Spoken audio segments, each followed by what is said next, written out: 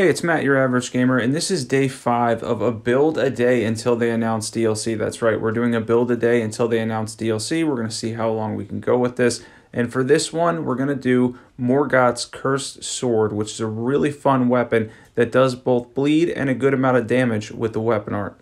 Now, the weapon art is called Cursed Blood Slice, and it does a lot of damage that's both fire damage, and then if you make contact with the weapon, you're also doing bleed as well. Doesn't have the passive buildup that Blood Flame Blade has on it. Even with that said though, but you can still get bleed buildup if you make contact, and then you get the fire damage in there as well. The weapon art is actually really good as far as damage. We're able to come up with a very good build for this one. We're on New Game +7, max scaling as usual, Journey 14, and we're able to do a lot of damage with Morgott's Cursed Sword. So after coming up with a build at Gatefront, which I do a lot of times just to test damage and whatnot, we're going to take on the Godskin duo here on max scaling, and then a couple of side bosses and things like that. Talk about the weapon and everything that you need to do to get the maximum amount of damage out of Morgott's Cursed Sword, the build we're using, and everything that comes with it.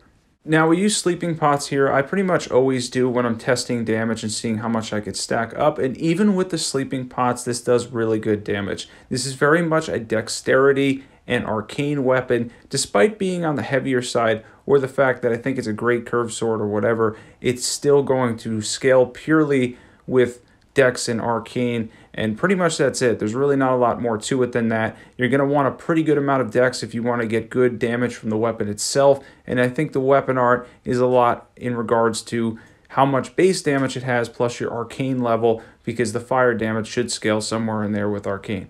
Again, this was from my own testing, but if I were to give an opinion on this weapon, I would say that generally speaking, and my stats ended up being a little bit different because I moved them around. I tried actually this build on another character with high arcane and lower dex, and I actually did well somewhere in the mid-range, but I would say at least 50 dex and probably 40 arcane at minimum. If you can get both to 60, that'd be fantastic for a weapon like this that pretty much splits its damage between dexterity and arcane.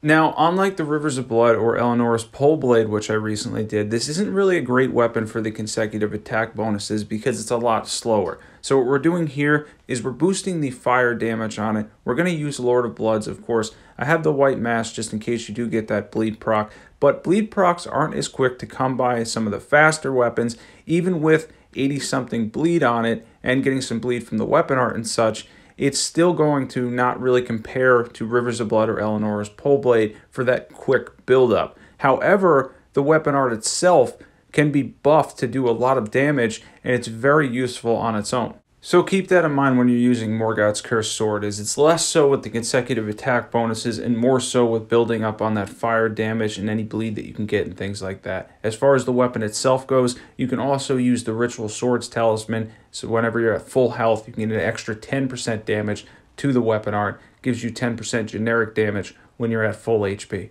And as you can see here, it does do a lot of damage. I did get a little bit thrown around towards the end of this fight and whatnot, but if you can see the actual damage with Golden Vow and Flame Grant Me Strength, it does really do a fantastic amount of damage on the weapon art. Morgott's Cursed Sword is actually quite good. It's not fantastic. I wouldn't put it into S tier, but it probably falls a little bit around where Eleanor's Pole Blade is, where it's probably in like the B tier. Still a very good weapon that can do a lot of damage. And the weapon art, honestly, not only does it look so cool, it has to be one of the most fun weapon arts in the game, much like Eleanor's Pole Blade.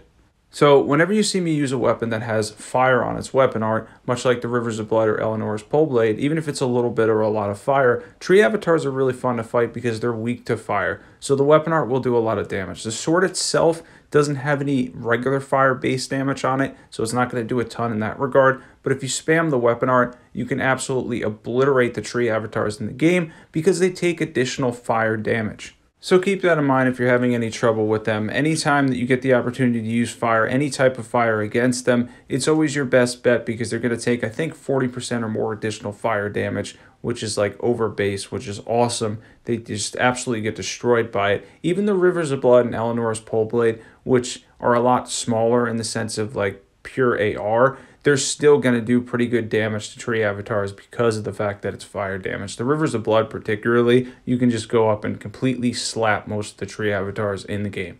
For this build setup, we have Morgott's Cursed Sword plus 10. We have the Dragon Communion Seal because it scales with Arcane. We have the White Mask, Shard of Alexander, Ritual Sword's Talisman, Lord of Blood's Exultation, Fire Scorpion Charm, and then we have the Fire tier along with the Defense or Faith tier. So for stats here, we went with Dexterity and Arcane as our main focus, and then we went with 50 Vigor as well, because that's really important. For this weapon though, it scales almost purely with Dexterity and Arcane.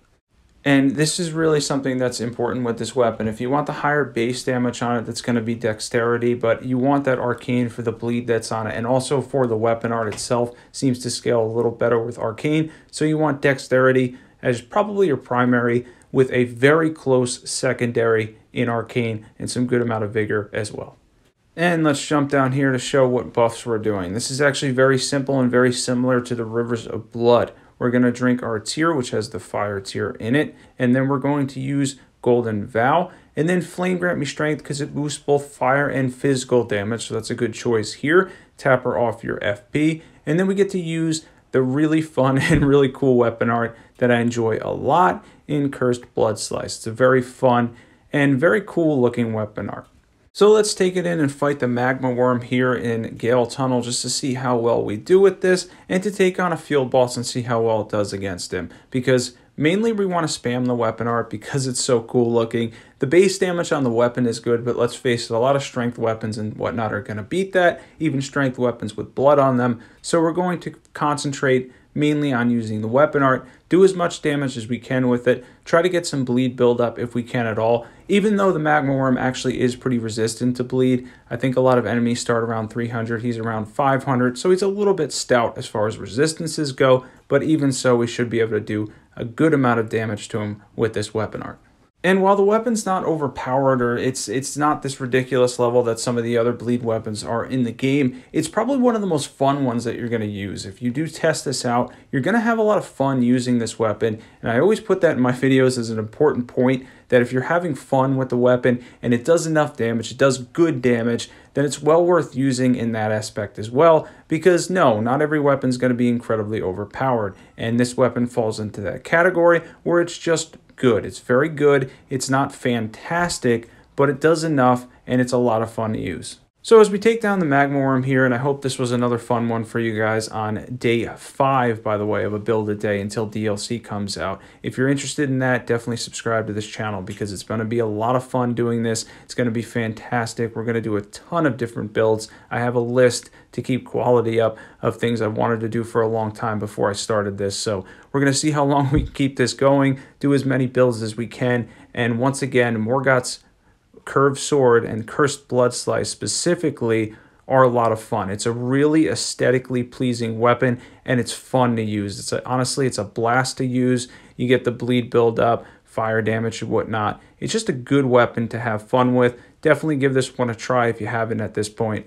So most importantly, I hope this video was fun and informative, and I hope we came up with a build for it that did a lot of damage. It looked like it did to me. It felt like it was a good setup for a weapon like this, because you're not going to get the consecutive attack bonuses as much with a weapon that's a little bit slower, and we want to build up as much damage as we can on that really cool looking weapon art. If you're not subbed, definitely sub to this channel if you love overpowered PvE builds. There's a ton of awesome builds on my channel. Thanks for watching, everybody, and I'll catch you guys there.